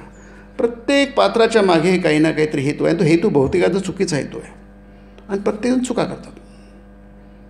मोठे मोठे काहीतरी असं घडतं जे घडायला नको, कारण काय त्यांचे हेतू बरोबर नाही. हे महाभारत आपल्याला शिकवतो, व्यास आपल्याला शिकवतात. पहिला हेतू काय बघा. आता आपण महाभारतच बघतो आहे, कारण गीता ही महाभारताच्या अंतर्गत आहे. म्हणजे भीष्म पर्वामध्ये 25 ते 42 श्लोक आहे. त्याला 18 अध्याय हे गीतेमध्ये 18, गीतेचे 18 अध्याय. गीता हा ग्रंथ स्वतंत्र नाही आहे, हा महाभारतामध्ये आलेला आहे, भीष्म पर्वात आलेला आहे. आणि 25 ते 42 हे 18 अध्याय महाभारताचे, त्याला आपण गीता म्हणतो, भगवद्गीता म्हणतो की नाही. त्या भगवद्गीतेमध्ये तुम्ही जर बघाल तर जे महाभारताचे आलेले पात्र आहेत असे खूप पात्र आहेत, शेकडो पात्र आहेत. पण आपण 17-18 मुख्य पात्राचा विचार केला तर तुम्हाला दिसेल की हे जे स्वामींनी हेतू सांगितले आहेत त्यांच्या मागे हेतू असतात आहे की नाही. आणि त्यामुळे आपण आता एक हेतू घेऊया संक्षेपामध्ये, आणि मग तुमच्या लक्षात येईल आहे की सगळे अपयशी का होते. अर्जुनही अपयशी होता की नाही. अर्जुनला काय, अर्जुनाने समजा ते कृष्णाचं नसतं ऐकलं. कृष्णा मला तुझं काही पटत नाही, तुम्हाला शिव्या दे, वाटेल तेवढा शिव्या दे की नाही. पण मला वाटतं की हे युद्ध करणं बरोबर नाही. आपल्या नातेवाईकांना मारणं, त्यांच्या रक्ताने माखलेले उपभोग भोगणं हे मला काही बरोबरत नाही आहे की नाही. हा प्रश्न दुर्योधनाला पडला नाही, कारण सुरुवात दुर्योधनाच्या भाषणापासून आहे. पहिल्या अध्यायामध्ये आचार्यमुपसंगम्य राजा वचनमब्रवीत असं म्हटलं आहे. राजा दुर्योधन, तो राजा नव्हता पण राजासारखाच होता. संजय म्हणतो की हा आपल्या आचार्य म्हणजे द्रोणांच्या समीप गेला आणि त्यांना असं बोलला, अत्र शूरा महेश्वासा भीमा अर्जुन समायुधी, अशी सुरुवात आहे. हे आचार्य, इथे पांडव पक्षामध्ये भीम आणि अर्जुनासारखे महारथी आहे, महेश्वासा विशाल असे धनुष्यधारी असे महारथी आहे. पण तो म्हणतो हे सगळे फालतू लोक आहे. आमच्याकडे सगळे अनुभवी लोक आहेत, मोठे मोठे लोक आहेत. त्याच्यासमोर पांडवांचं सैन्य इतकं कमी आहे, 7च आहे, आमच्या 11 आहे. हे सगळं दुर्योधनाचं भाषण आहे. फुल कॉन्फिडन्स आहे त्याच्यामध्ये. त्याला काही मोहबिव काही होत नाही आहे. त्याला कोणी कृष्णाची गरज नाही आहे. दुर्योधनाला कृष्णाची वगैरे काही गरज नाही. पहिले श्लोक दुर्योधनाचीच आहे, 7-8 श्लोक दुर्योधनाचीच आहे. सगळं वर्णन करतो आणि शेवटी सांगतो अयनेषु सर्वेषु यथा भागमवस्थिता भीष्मभेवाभिरक्षन्तु भवन्तु सर्व एव हि.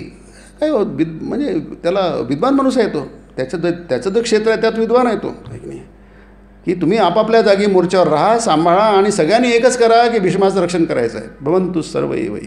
काय त्याचं स्ट्रॅटेजी आहे बघा. विद्वान आहे तो. त्याला काय करायचं पक्कं माहिती आहे. दुर्योधनाला काय करायचे पक्कं माहिती आहे. तो गोंधळलेला नाही आहे. अर्जुन मात्र गोंधळलेला आहे, युधिष्ठिर गोंधळलेला आहे, भीष्म गोंधळलेले आहे, सगळे गोंधळलेले आहेत. दुर्योधन गोंधळलेला नाही आहे, धृतराष्ट्र गोंधळलेला नाही आहे. पक्कं माहिती त्याला मला काय करायचं आहे, मला काय प्राप्त करून घ्यायचं. नो कन्फ्युजन, काही कन्फ्युजन नाही आहे अर्जुनामध्ये. धर्मसंमूढ चेता हे आपला समजतो. तो सात्विक आहे. सात्विक माणसाला संमूढ होतो तो, मूढता येते, मूर्खपणा येतो, मोहित होतो तो आणि मग चुकीचं करून बसतो. आणि त्याचे परिणाम, कारण तो कमांडर आहे, त्यांच्यात अधिकार आहे, पद आहे, ते जे चुका करतात त्याचा चुकीचा परिणाम सगळ्या मोठ्या समूहाला भोगावा लागतो. ज्यांच्याकडे काही अधिकार नाही आहे, पद नाही आहे, प्रतिष्ठा नाही, काहीच नाही, त्यांनी चुका केल्या तर काय होईल आहे. 2-4 लोकांना त्रास होईल आहे, एका कुटुंबाला त्रास होईल आहे. पण ज्याच्याकडे खूप मोठे अधिकार आहेत, खूप मोठ्या समूहाची, देशाची जबाबदारी आहे किंवा विश्वाची जबाबदारी आहे, त्यांनी चूक केली तर ती चूक म्हणजे सगळ्या जगाला भोगावी लागते, सगळ्या देशाला भोगावी लागते, राष्ट्राला भोगावी लागते. त्यामुळे त्यांच्या व्यक्तित्वामध्ये कुठेही खोट नको. आणि हेच कृष्ण त्याची काळजी घेतो. अर्जुनाने चूक केली तर ती फार मोठी होईल आहे. त्याचा परिणाम अर्जुन तिथून निघून गेला असता. त्यांनी म्हटलं असतं नाही तू काही सांग, मला पटत नाही तुझं म्हणणं. कृष्णाने काय केलं असतं, मला नाही लढायचं आहे, मला इथं निघून जायचं आहे, मला हे पटत नाही आहे. तो म्हणतो ना, मी भिक्षा मागून खाईल. जंगलामध्ये जगायला पोटाला अन्न लागतं. अन्न मागेल मी, भिक्षा मागेल, भिक्षांदेही म्हणेल आणि मी जगेल. जगायचंच आहे ना, लोकांना मारून कशाला जगायचं. म्हणजे तो प्रचंड अहिंसावादी आहे. अर्जुन अहिंसावादी आहे. मला अहिंसा नाही करायची, हिंसा नाही करायची. पण ती चूक आहे, ती चूक आहे. आणि हे त्यासाठी तत्त्वज्ञान सांगावं लागलं कृष्णाला. पुन्हा हेतू फार महत्त्वाचे आहेत. तुम्ही बिना हेतूचं, जेव्हा अर्जुन म्हणतो मला लढायचं नाही आहे, त्याच्यामागे हेतू आहे. आणि तो हेतू काय आहे याला कृष्णाने बरोबर पकडलं आणि त्याला सांगितलं की तुझं सगळं चुकतं आहे. आता कुणाला कीर्तीच्या आकांक्षेने पछाडले असतं, आपण पुढच्या वेळी बघू. फक्त इथे आपण त्याचा उल्लेख करू. आणि हे सगळं हेतू आपल्या प्रत्येकाच्या जीवनात कमी अधिक प्रमाणामध्ये आपल्याला दिसत असतात. महाभारतात तुम्हाला हे सगळे पात्र दिसतील. कुणाला कीर्तीच्या आकांक्षेने पछाडले असते, तिच्या प्राप्तीसाठी ते कार्य करीत असतात. उदाहरण कर्णाचं आहे की नाही. तो अपयशी का झाला त्याचं ते कारण आहे. कुणाला धनलिप्सेने झपाटलेले असते, ते धनार्जनासाठी कार्य करीत असतात. कुणाच्या हृदयात सत्तेचा अभिलाष स्पंदत असतो. हे सगळे उदाहरणं महाभारतात हे लक्षात घ्या. ते सत्तेच्या लाभासाठी कार्य करीत असतात. मग धृतराष्ट्र असो किंवा दुर्योधन असो की नाही. कुणाला स्वर्गारोहणाच्या वासनेची बाधा झालेली असते, ते स्वर्गाला जाण्यासाठी कार्य करीत असतात. युधिष्ठिर, पुढच्या वेळी बघू आपण. युधिष्ठिरला त्यांनी तो अश्वमेध यज्ञ केला होता ना, याच्यात आहे तर उदाहरण आहे ते, की तो मुंगूस म्हणतो की युधिष्ठिर आणि राजसूय यज्ञ आधी झाला ना, अश्वमेध यज्ञ युद्धानंतर झाला. तो मुंगूस म्हणतो की हा यज्ञच नव्हे. काय गंमत आहे बघा. आणि ही गोष्ट महाभारतात आहे. महाभारतातल्या गोष्टी स्वामीजींनी खूप सांगितलेल्या आहेत, त्या फार महत्त्वाच्या आहेत. तो म्हणतो हा यज्ञच नव्हे, याच्या करण्याची मागची जी हेतू आहे हा चुकीचा हेतू आहे. युधिष्ठिराने केला होता यज्ञ तो. परत इतर कित्येकांना मृत्यूनंतर स्वतःचे नाव मागे ठेवून जाण्याची स्पृहा असते, ते त्यासाठी कार्य करीत असतात. आपण मेल्यानंतर आपली एक मोठी कबर व्हावी. ते अकबराची कबर आहे, सिकंदराला म्हणतो. तुम्ही मथुरेकडून जाताना मला वाटतं आग्र्याकडे जाताना ते मध्ये सिकंदरा येतो, तिथे अकबराची कबर आहे. कबर आहे, त्याचं कबर आहे की नाही, मोठी कबर आहे. तर मोठं त्यावेळी कित्येक एकर ती व्यापलेली जागा आहे. ताजमहलच बघा ना किती मोठी एकर आहे. आपल्याकडे नाही आहे. मृत्यूनंतर स्वतःचे नाव मागे ठेवून जाण्याची स्पृहा असते, ते त्यासाठी कार्य करीत असतात. उदाहरण देतात, चीन देशात अशी वहिवाट आहे की तिथे मृत्यूपूर्वी कुणाही व्यक्तीला पदवी बहाल करण्यात येत नाही. ते आता आहे की नाही मला माहीत नाही. तिथे कुणी खूप चांगले काम केल्यास त्याच्या दिवंगत पित्याला अथवा पितामहाला म्हणजे आजोबाला एखादी सन्मान्य पदवी प्रदान करण्यात येत असते. आणि प्रस्तुत प्रथा म्हणजे आपल्या प्रथांपेक्षा कितीतरी चांगली आहे हे विचारांती आपणा सर्वांनाच पटेल असे मला वाटते. काही लोक यासाठीच कार्य करीत असतात. म्हणजे तुम्ही खूप मोठं काम केलं आणि तुम्हाला काही मिळणार नाही. तुमच्या पोराला मिळेल की तुमच्या मुलाला मिळेल, चांगली काय, तुमच्या आजोबाला मिळेल, तुमच्या पूर्वजांना मिळेल की चांगली आहे. म्हणजे ही प्रथा चांगली आहे. याचं हे सर गीतेचे हे आहेत विचार आहेत, लक्षात घ्या. आणि नंतर 6वं, काही विशिष्ट संप्रदायातील कित्येक मुसलमान मृत्यूनंतर आपली एक भली थोरली कबर बांधली जावी एवढ्यासाठी उभ्या आयुष्यभर कार्य करीत असतात. अजून मरायचेच आहे ते, पण त्यांनी आपली कबर बांधायला सुरुवात करून दिली आहे नाही. आपली हे भारतातही पुष्कळ झाले. नंतर संस्थानिक राजवाडे झाले ना, त्यांनी आपली समाधी घेतली, तिथं शिवाचं लिंग ठेवलं वगैरे वगैरे, असे खूप आहेत, विविध ठिकाणी आहेत. मी उल्लेख करत नाही, पण तिथे कोणी जात नाही. त्याच्यामध्ये खूप सुंदर मंदिर आहेत, तिथे कोणी जात नाही. कारण काय, ते काही असे संतपुरुष नाही आहेत ते संस्थानिक. म्हणजे त्यांच्या दृष्टीने तेच माणसाचे सर्वात महत्त्वाचे कर्म आहे. आणि ते समाधी मंदिर जितके अधिक विशाल सुंदर होईल तितकी ती व्यक्ती अधिक सुखी म्हणून समजण्यात येत असते. किती चाइल्डिश, किती बालिश विचार आहे ते, पण ह्या बालिश विचारांनी लोक कार्य करत असतात. परत कुणी प्रायश्चित्ता प्रित्यर्थ कर्म करीत असतात. साऱ्या दुनियेतील कृष्णकृत्ये करून सवरून शेवटी मग ते बिनदिक्कत एखाद्या मंदिराची प्रतिष्ठा करण्याचा उपद्व्याप आरंभतात किंवा भटाभिक्षुकांना विकत घेऊन त्यांच्यामार्फत स्वर्गाला जाण्याचा परवाना हस्तगत करण्यासाठी अल्प स्वल्प दक्षिणेचे उदक त्यांच्या हातावर सोडण्यास उद्युक्त होत असतात. हे सगळे आपल्याकडे लागू होत नाही, एवढं भारतात लागू होत नाही, हे इथे लागू होतं जास्ती. म्हणजे पाश्चात्य लोकांच्या बाबतीत लागू होतं की नाही, त्यांना स्वर्गात जायचं असतं. आपली स्वर्गाची कल्पना वेगळी आहे आणि सेमिटिक जातींच्या लोकांची स्वर्गाची कल्पना वेगळी आहे. सेमिटिक जाती म्हणजे यहुदी आहेत, मुसलमान आहे, इस्लाम आहे किंवा ख्रिश्चन आहे, त्यांची वेगळी आहे. तर ते हे सगळं करत असतात.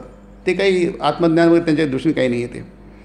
आणि हे सारे करताना ते आपल्या मनोराज्यात दंग असतात की त्यांच्या ह्या दानशीलतेने त्यांचा मार्ग खरोखरच निष्कंटक होऊन जाईल आणि इतकी पातके करूनही ते अखेरीस सही सलामत निर्विघ्नपणे निसटून जाऊ शकतील.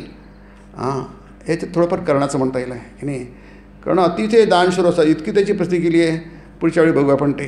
पण त्याच्यामागचा हेतू काय होता की नाही, महाभारत म्हणण्याचा हेतू काय होता, हा हेतू महत्त्वाचा आहे की नाही. कीर्तीची आकांक्षा, इथे म्हटलं त्यापूर्वी, कोणाला कीर्तीच्या आकांक्षेने पछाडले असते की नाही, ती सगळी दूषित करून टाकते. तुमचं कर्म दूषित करून टाकतं. हे सगळे हेतू आहेत नाही, कशाला सांगितलं आहे, तुमचं कर्म दूषित करून टाकतं. तेच कर्म तुम्हाला आत्मज्ञान, तुमचं चित्त शुद्ध होऊन तुम्ही आत्म्याची प्राप्ती करू शकता. तुमचं जन्मभरण चुकू शकतं.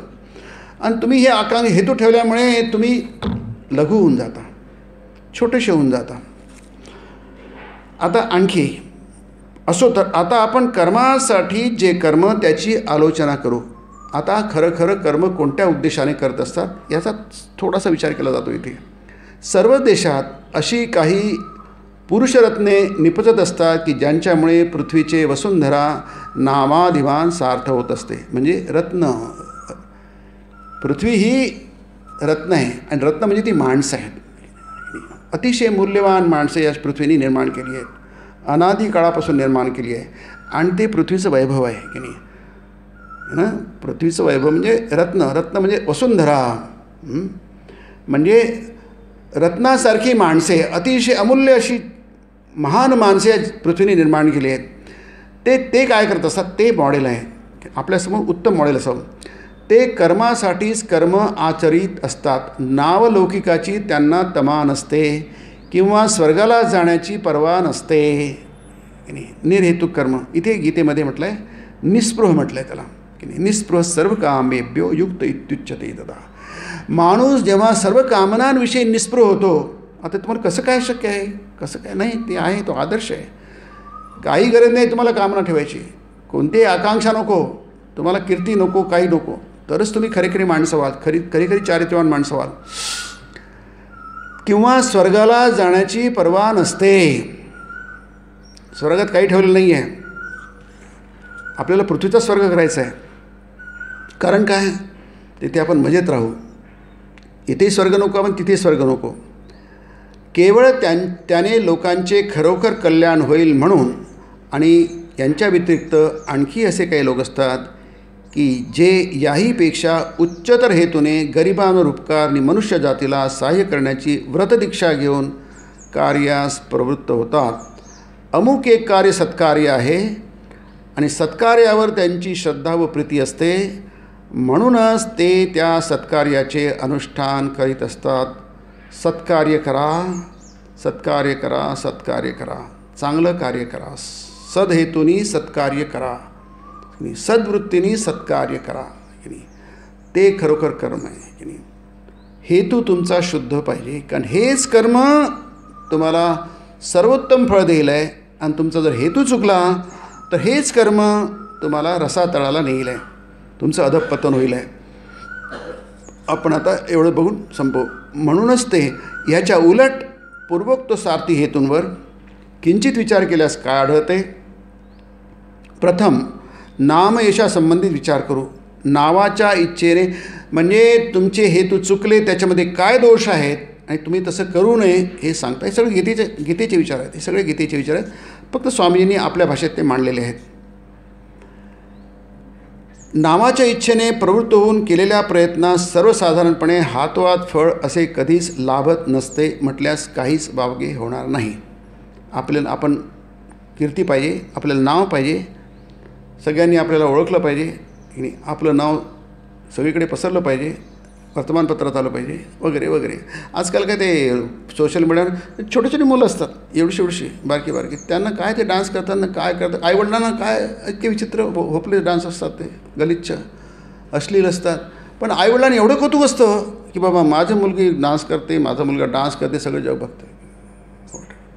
काय ते आईवडिलांना काय, म्हणजे त्या पोराचं पुढे काय होईल आहे याची आईवडिलांना काही अक्कल नाही आहे की नाही. इतके बिंडोक आईवडील असतात की या पोरीचं पुढे काय, त्याला काय कशाला कीर्ती पाहिजे त्या लहान मुलाला. आपल्या स्वतःच्या मनगडाच्या बळावर तो करेल की कीर्ती संपादन करेल की नाही. त्यासाठी इतके खाली जायची काय गरज आहे. ते आहे ना, ते नटसम्राट नाटक आहे, तुम्ही बघितलं असेल. त्याच्यामध्ये ते तो आजोबा जे आहे त्याच्या नातोला ते काहीतरी लावणींचं संग ते काय करत असतं ते, आणि त्याच्या आईला आवडत नाही, तिच्या आईला आवडत नाही, पण त्या आजोबात काय चूक आहे, ते तर कला आहे. पुढे काय होईल ते मुलीचं त्या आजोबाला कळत नाही, त्याच्या आईला कळत आहे की नाही.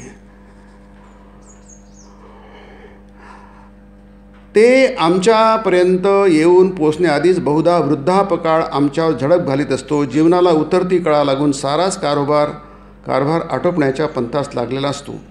आता हे सोडून देऊ आपण. परंतु कोणताही स्वार्थी हेतू मनात न बाळगता कोणी कार्य केल्यास त्याचे काय होईल, त्याला काही लाभू शकेल. तुम्ही म्हणाल की आम्ही स्वार्थी हेतून काम नाही केलं, मग आम्हाला काय मिळणार. कर्मण्येव अधिकार असते, तुझा कर्मावर अधिकार आहे. मा फलेषु कदाचन.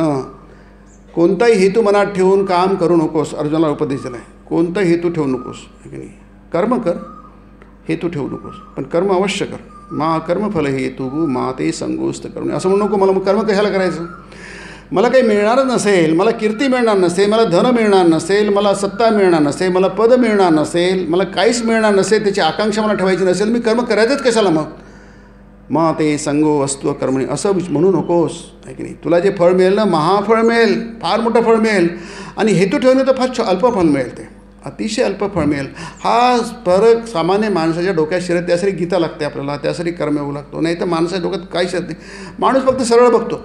जसं ते म्हणतात ना, स्वामी म्हणतात ना, जसे पशु असतात, ते पशु फक्त काही फूट बघू शकतात, दूरचं बघू शकत नाही की नाही. तसं आपण पशुसारखे आहोत, आपल्याला दूरचं काही दिसत नाही, फक्त जवळचा लाभ दिसतो.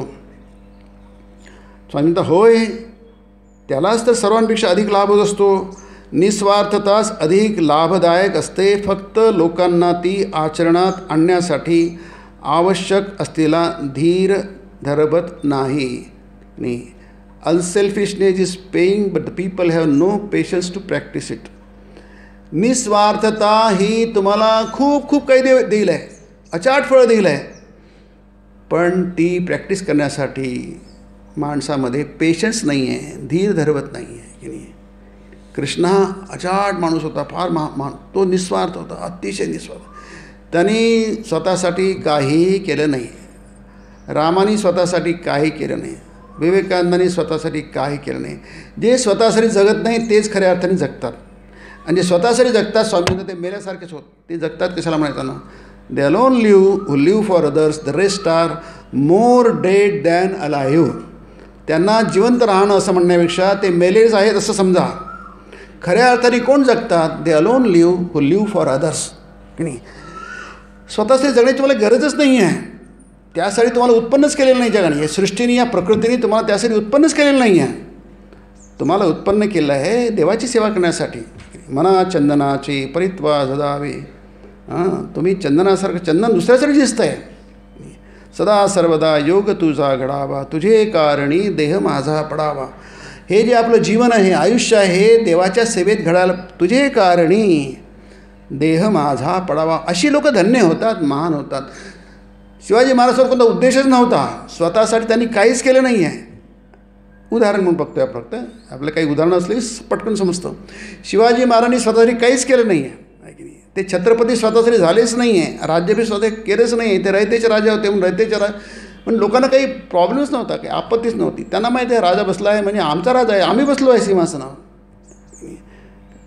आम्ही प्रत्येकजण सिंहासनावर बसू शकत नाही, आमच्यातर्फे छत्रपती बसले आहेत, शिवाजी महाराज बसले. आणि शिवाजी महाराजांना माहीत होतं की माझं काहीच नाही आहे, हे सगळं माझ्या आईचं कर्तृत्व आहे की नाही. त्याला म्हणतात स्वार्थगंध शून्यता. अशी माणसं मोठी होतात. अशा माणसासाठी लोक काय वाटेल दोन लोक आपलं आयुष्य प्राण लावतात की नाही. रामाचं मंदिर होतं आहे तिथे अयोध्येला, त्यासाठी किती 600-700 वर्षामध्ये किती लोक मेले, शेकडो लोक, लाखो लोक मेले त्यासाठी. आणि एक मंदिर बांधण्यासाठी, एक मिळण्यासाठी. कारण काय, ते नुसतं मंदिर नाही आहे, ते आदर्श आहे, तो महान आदर्श आहे. युगायुगानाला पुरून उरेल असा मोठा आदर्श आहे. पण इथे म्हणतात की इतकेच आपल्याला धीर धरवत नाही म्हणून आपण काय करतो, छोटे होऊन जातो. आपलं चारित्र्य एवढं छोटं होऊन जातो. सांसारिक दृष्टीनेही तिच्यापासून कितीतरी लाभ आहे. विश्वप्रेम, सत्यनिष्ठा, निस्वार्थपरता वगैरे वस्तुतः केवळ नीतीपर अलंकारिक शब्दच नव्हेत, ते आमचे सर्वोच्च आदर्श आहेत. शक्तीच्या महान विकासाची दुसरी नावेच होत. आता फक्त एवढे 2-3 वाक्य वाचून आपण संपवू. फार सुंदर आहे ते. कुणी म्हणजे आपल्यापैकी कुणीही एखादा जर 5 दिवस नव्हे 5 क्षणच समग्र स्वार्थी हेतूंना तिलांजली देऊन कोणताच भावी उद्देश दृष्टीसमोर न राखता, स्वर्गलाभाची आकांक्षा हृदयात न पोचता वा कोणत्याही शिक्षेच्या भयाने भयभीत न होता, सारांश असल्या कोणत्याच गोष्टीची कास न धरता कार्य करू शकेल, तर त्याचे ठाई एक लोकोत्तर शक्तिशाली नीतिमान पुरुष बनण्याचे सामर्थ्य वसत आहे, असे निर्विवादपणे म्हणता येईल. सुंदर आहे की नाही. म्हणजे जगाला गरज आहे, समाजाला गरज आहे, कुटुंबाला गरज आहे मोठी माणसं घडवण्याची. कुटुंबामध्ये मोठी माणसं घडली, समाजामध्ये, देशामध्ये, जगामध्ये, तर बाकी काही करण्याची गरज नाही आहे. आपल्यासमोर फक्त ते एकच कार्य आहे की नाही. चारित्र्यवान, नीतिवान, आध्यात्मिक संपदेनी संपन्न असलेली कृष्णासारखी, रामासारखी, विवेकानंदासारखी, शिवाजीसारखी, आणखी खूप नावं घेता येईल आपल्याला, असंख्य नावं घेता येईल. आणि भारतात तर साधू संत तर आहेतच, मराठवाड्यात तर खूप साधू संत आहे की नाही. अशा प्रकारची माणसं जर निर्माण करू शकलो तर बाकी काही करायची गरज नाही, बाकी गोष्टी आपोआप होतील. अर्जुनाने युद्ध करणं आवश्यक होतं. तो स्वतःसाठी लढायचा, तो म्हणतो मी लढणार नाही, म्हणजे आता स्वार्थी हेतू आहे. मी लढेल किंवा लढणार नाही हा त्याचा स्वार्थी हेतू आहे. आणि ते चूक आहे, ते चारित्र्यहीनतेचं लक्षण आहे. म्हणजे अर्जुन एवढा चारित्र्यवान, त्याला महात्मा म्हटलं आहे, गीतेमध्ये त्याला महात्मा म्हटलेलं आहे की नाही. इतका चारित्र्यवान पुरुष आहे, पण गोंधळामुळे तो त्या अधपतित अवस्थेला पोचतो आहे. नात्मानम अवसादयेत गीता म्हणते. स्वतःचं अधपतन करू घेऊ नका. स्वतःच्या हाताने स्वतःचं अधपतन करू घेऊ नका. खाली जाऊ नका, वर जा. उद्धरेद आत्मना आत्मानम. स्वतःचा उद्धार करा. नात्मानम अवसादयेत. स्वतःला खाली पडू देऊ नका. आत्मानम नात्मानम अवसादयेत. आत्मैव ह्यात्मनो बंधू आत्मैव रिपुरात्मना. या जगात तुमचा कोणीही मित्र नाही आणि तुम्हाला कोणत्याही मित्राची गरज नाही. तुम्ही तुमच्या पायावर उभं राहू शकता. तुमच्यामध्ये एवढी शक्ती आहे की तुम्हाला कोणी टेकू देण्याची गरज नाही. तुम्ही आत्मा आहात. तुमची आत्मशक्ती आहे.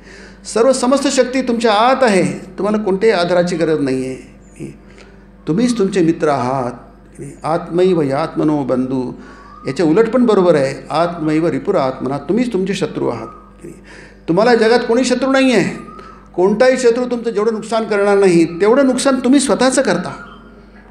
तुम्ही स्वतःचं करता. अर्जुन स्वतःचं नुकसान करत होता. त्याला कोणी शत्रू नव्हता. तो स्वतःचं नुकसान करतो. त्या कारण काय, तो आपलं कर्तव्य विसरला होता.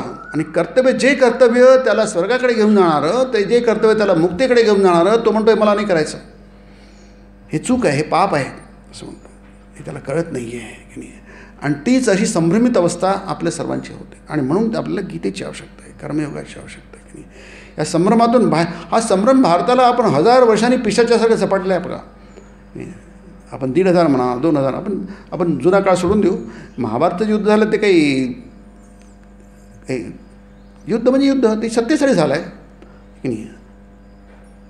त्याला सत्तेमध्ये वाटा द्यायचा नव्हता धृतराष्ट्राला आणि कौरवांना, त्यामुळेच युद्ध झालं आहे. ते काही याचं युद्ध नव्हतं, संस्कृतीचं युद्ध नव्हतं, धर्माचं युद्ध नव्हतं. तर धर्मयुद्ध म्हणजे त्या आता न्यायाचं युद्ध. धर्म म्हणजे न्याय आहे. तो धर्म म्हणजे संप्रदाय नाही आहे.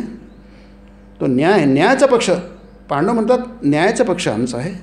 यतो धर्मस्ततो जय. जिथे धर्म आहे तिथे जय आहे. तो असं काही विनाशक नव्हता आणि त्याला कोणाला त्रास झाला नाही, कोणत्याही जनतेला त्रास झाला नाही. फक्त जे रणांगणावर जे योद्धे आहेत त्यांनी एकमेकांना मारलं. सामान्य जनतेला काही झालं नाही त्याच्यामध्ये. म्हणून अर्जुन म्हणतो की नाही मला लढायचं नाही आहे.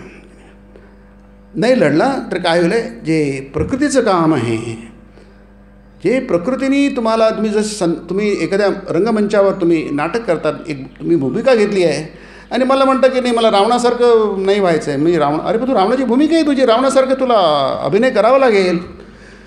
राम असे तू रावणासारखा अभिनय करावा लागेल. कारण काय, ही तू एक भूमिका निभावतो आहेस. त्यामुळे गीता हे परिपूर्ण ग्रंथ आहे, परिपूर्ण तत्त्वज्ञान आहे. दोन्ही बाजू, तात्विक बाजू आणि दुसरी म्हणजे व्यावहारिक बाजू, या दोन्ही गोष्टीचा इतका सुंदर उहापोह गीतेमध्ये आहे. आणि स्वामी विवेकानंदांनी कर्मयोगामध्ये या ग्रंथामध्ये इतक्या सुंदरतेने मांडला आहे. कारण शेवटी काय, हा संस्कृतमधला तात्विक ग्रंथ आहे, उपनिषदाचा ग्रंथ आहे हा. आणि त्यामुळे उपनिषद तत्व तुम्हाला समजल्याशिवाय तुम्हाला कर्मयोग समजणं म्हणजे गीता समजणं कठीण आहे. कारण ती परंपरेने समजून घ्यावं लागते. गीता उपनिषद परंपरेने समजून घ्यावं लागतात. इमं परंपरा प्राप्तम इमं राजर्षयोदू 4था अध्याय आहे. तुम्हाला परंपरेने समजून घ्यावं लागतात. नाही तर तुम्ही चुका करा गीता समजून घेताना. पुष्कळ महान विद्वानांनी गीता समजून घेताना चुका केल्या आहेत, कारण त्यांना परंपरा नाही आहे. मूर्खवद एव उपेक्षणीय शंकराचार्य म्हणतात. ज्यांना परंपरा नाही आहे, शास्त्रार्थ करण्याची परंपरा नाही आहे, त्यांचं म्हणणं असेल त्याची मूर्खासारखी उपेक्षा करा. त्यांना मूर्ख बोलता सोडून द्या असं म्हणतात गीता. शंकराचार्य म्हणतात 13व्या अध्यायामध्ये आहे ते. म्हणून ही जी परंपरा आहे, ही परंपरा तुम्हाला मुक्तीची आहे. तुम्हाला मुक्तीपर्यंत घेऊन जाते, बंधनं तोडते तुमची. बंधनाचा निराश होतो आणि आपल्याला ती मुक्तीकडे घेऊन जाते. तर या गीतेचा हा काय आहे, मुख्य उद्देश आहे. गीता आपल्याला एक परिपूर्ण मानव बनवते की नाही. आपण मनुष्य म्हणण्याच्या लायकीचे होतो आणि मग आपण खरे मनुष्य राहत नाही तर आपण देवता होतो. स्वामी म्हणतात तुम्ही पृथ्वीवरचे देवता आहात.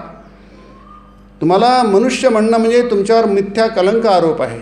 तुम्ही मनुष्य नाहीत, पृथ्वीवरचे देवता. त्या प्रत्येकजण या पृथ्वीवरचा देवता आहे की नाही. तो बाहेरून मनुष्य दिसतो आहे, तो मनुष्य नाही, खरा म्हणजे देवता आहे. फक्त ते झाकलेलं आहे, त्याचं दिव्य स्वरूप झाकलेलं आहे की नाही. गीता हे सांगते सगळं झाकलेलं आहे, ते प्रकट करा की नाही. हाच हा गीतेचा संदेश आहे. आपण पुढचा भाग पुढच्या महिन्याची म्हणजे जुलै महिन्याच्या शेवटच्या रविवारी आपण बघू. 26 आहे का? 26 तारखेला शेवटचा रविवार तो जुलैचा. आपण त्या दिवशी आजच्याचप्रमाणे सायंकाळी 5 वाजता पुन्हा एकत्रित होऊया. ओम ब्रह्मार्पणं ब्रह्महवीरे ब्रह्माग्नो ब्रह्मणाहुतं ब्रह्मैव तेन गन्तव्यं ब्रह्मकर्मसमाधिना. हरि ओम तत्सत्. श्रीरामकृष्णार्पणमस्तु.